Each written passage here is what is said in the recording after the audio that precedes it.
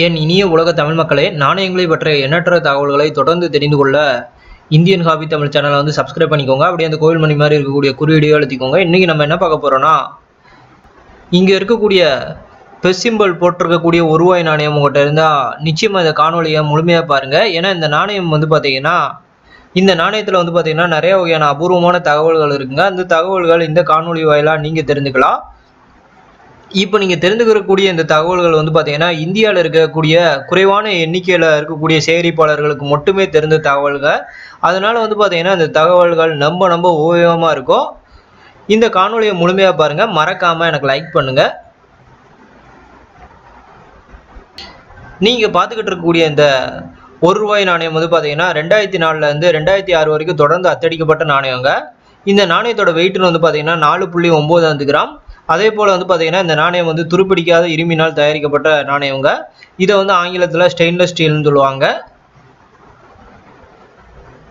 எல்லா நாணயத்திலேயோ ஏதாவது ஒரு வரலாறை பிரதிபலிக்கிற மாதிரி நாணயங்களை வந்து அச்சடிப்பாங்க. அப்படி இந்த நாணயத்திலேயோ சில வகையான வரலாறுகளை பிரதிபலிக்கிற மாதிரி நாணயங்களை அச்சடிச்சிருக்காங்க. இப்போ இந்த நாணயத்திலேயே வந்து பாத்தீங்கன்னா அந்த பெஸ் சிம்பல் மாதிரி இருக்கிறது வந்து பாத்தீங்கன்னா வேற்றுமையில் ஒற்றுமை, அதாவது ஆங்கிலத்தில் சொல்லப்போனா யூனிட்டி அண்ட் டைவர்சிட்டியை மையப்படுத்தி வெளியிடப்பட்டிருக்குங்க. அதாவது நம்ம இந்தியா வந்து பாத்தீங்கன்னா பல மொழி பேசுறவங்க இருக்கோம். அதே போல பல ஜாதி பல மதங்கள் வந்து இந்தியாவுக்குள்ள இருக்கு. ஆனா வந்து பாத்தீங்கன்னா இந்தியருங்கிற உணர்வால எல்லாருமே ஒன்னா இருப்போம். அதை மையப்படுத்தி தான் இந்த நாணயமானது வெளியிடப்பட்டிருக்குங்க. இந்த நாணயத்துல வந்து பாத்தீங்கன்னா 2004ல வெளியிடப்பட்ட நாணயங்கள் மட்டும் ரொம்ப அபூர்வமா பார்க்கப்படுதுங்க. ஏன்னா அது ரொம்ப குறைவான எண்ணிக்கையில மட்டும் தான் அச்சடிச்சாங்க. அதனால வந்து பாத்தீங்கன்னா அந்த வருடத்துல இருக்கக்கூடிய நாணயங்கள் ரொம்ப அபூர்வமா பார்க்கப்படுது. இங்க இந்த நாணயத்தின் பின்பக்கத்தை வந்து நான் காட்டியிருக்கேங்க.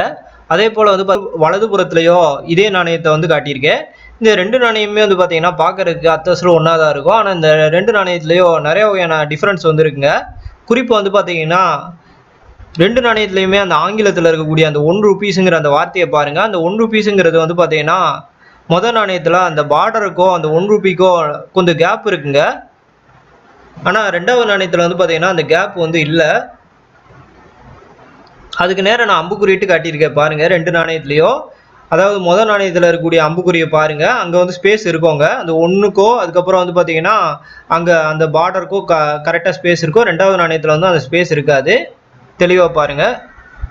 இப்படி வந்து பார்த்தீங்கன்னா நிறைய நாணயங்கள் இப்படி வந்து பார்த்தீங்கன்னா சிறு வித்தியாசங்கள்ல இந்தியா சுதந்திரம் அடைந்த நாட்கள்ல இருந்து பல நாணயங்கள் இப்படி வந்திருக்குங்க. இப்படி இருக்கக்கூடிய நாணயங்களை வந்து பார்த்தீங்கன்னா ரொம்ப குறைவான எண்ணிக்கையில் இருக்கக்கூடிய ஆட்களுக்கு மட்டும் தான் தெரியும். அதனாலயே வந்து பாத்தீங்கன்னா இந்த நாணயங்கள் வந்து நிறைய பெரிய பணக்காரங்கள் இது செல்லாம ஆன பிறகு வந்து பாத்தீங்கன்னா அதிக லெவல்ல இது போல மாடல்ல வந்து சேர்க்கிறாங்க. இந்த நாணயத்தோட பின்பக்கம் மட்டும் இல்லாம நாணயத்தோட முன்பக்கங்கள்லயே வந்து பாத்தீங்கன்னா சில வகையான டிஃபரன்ஸோட நாணயங்கள் வெளிவந்திருக்குங்க. இங்க இருக்கக்கூடிய இந்த நாணயத்தையே வந்து பாருங்க.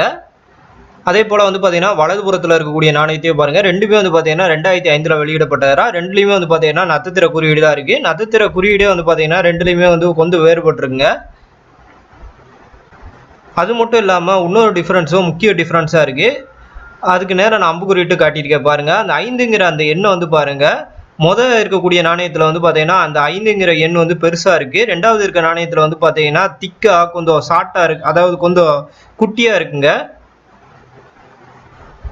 இது ரெண்டையுமே நீங்களே பாருங்க. கீழே அதை விரிவுபடுத்தி காட்டியிருக்கேன் ரெண்டு நாணயத்திலையும்.